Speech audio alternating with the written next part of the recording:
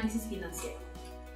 Como vimos en la sección anterior, tenemos dentro de los elementos para hacer un adecuado análisis financiero diferentes tipos de análisis, el horizontal y el vertical. Vamos a iniciar con el análisis horizontal.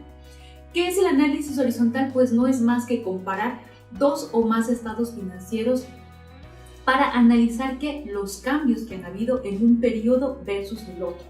¿Cómo hacemos este análisis? Revisando lo que es la variación absoluta y la variación relativa.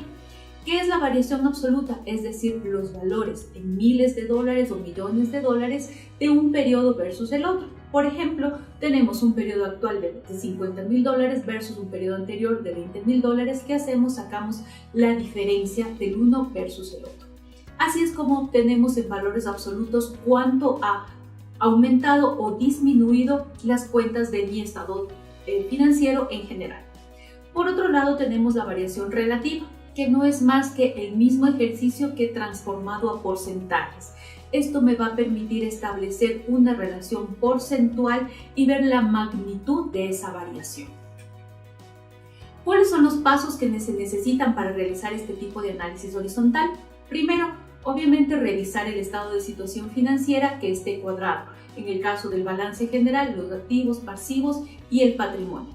Verificar que la fecha de corte, en el caso del estado de pérdidas y ganancias, corresponde a la misma fecha de situación financiera.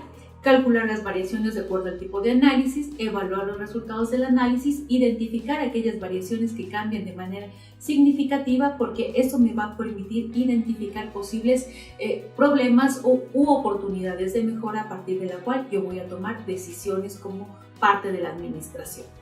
Tenemos un pequeño ejemplo donde podemos analizar cómo se hace un análisis horizontal. Vemos en un periodo, tenemos diciembre de 2021 versus diciembre del 2022. Vamos a tomar solo como ejemplo para este video los fondos disponibles. Vemos que hay una variación de $29,000 en negativo. ¿Sí?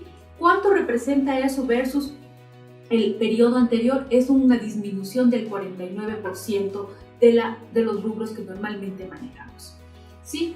¿Qué es lo que vamos a poner a analizar? ¿Qué nos preguntamos? ¿Cómo está el dinero dentro de la institución? ¿Qué estoy haciendo? ¿Por qué tengo esa variación, esa disminución de mis fondos disponibles? ¿Sí? ¿Cómo respondemos a esa pregunta? Vamos y analizamos el balance. ¿Qué es lo que estamos haciendo? ¿Qué actividades, qué políticas, qué procesos estamos aplicando? Y eso me va a permitir establecer acciones oportunas. Lo mismo sucede con el estado de situación en el PIG, que me permite analizar los ingresos y gastos de la institución financiera. Eso me va a permitir establecer qué es lo que estoy haciendo de manera más oportuna y tomar decisiones, tanto desde el lado del activo, del pasivo, como de la generación de los ingresos. Por otro lado, tenemos el análisis vertical, que no es más que otra forma de análisis. En este análisis vertical se emplea para analizar la estructura de la institución o del estado financiero. En este caso, si tomamos como ejemplo cómo está compuesto mi total de activos, mi total de pasivos, mi total de patrimonio, esto me permite tomar una base de referencia para analizar la composición. Si la situación financiera, se toma una cuenta base a partir de la cual voy a ir calculando los porcentajes, como tenemos el ejemplo de la cartera versus la relación del total de los activos, que en este caso representa el 80%. Lo mismo sucede para el estado de pérdidas y ganancias. Me permite determinar qué porcentaje cada uno de los ingresos o de los gastos representa o aportan a mi total de ingresos o a mi total de gastos. ¿Cuáles son los pasos para realizar este análisis vertical? Lo mismo, revisar el estado de situación financiera que esté cuadrado. Ese es un principio fundamental en todo análisis financiero. Partir de cifras que estén adecuadamente presentadas. Identificar el monto de activos totales o del rubro o de la cuenta sobre la cual voy a hacer el análisis que quiero ver la estructura. Dividir cada uno de los rubros sobre el total de la cuenta madre que he seleccionado para analizar. Para el caso del estado de pérdidas y ganancias, normalmente se utiliza la de ingresos y la de gastos. Evaluar los porcentajes con la referencia de estructuras financieras adecuadas y las metas que se hayan propuesto en la institución, para analizar si esas variaciones o esa estructura es consistente con los objetivos organizacionales.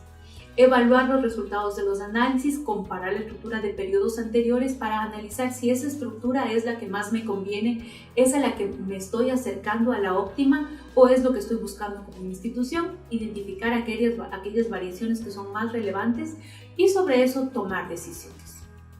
En este caso hemos puesto un ejemplo de cómo está la estructura de los activos. Para eso tomo como referencia la cuenta de total de activos y voy analizando cada uno de los rubros, fondos disponibles, operaciones, cartera de crédito y cada uno de los rubros que componen la cuenta de activos, y voy analizando cuál de estas cuentas es la que tiene mayor participación sobre mi total de activos. En este caso vemos que la principal cuenta es la de cartera de crédito, que representa el 67% de mi total de activos, versus el periodo anterior que representaba cerca del 69%.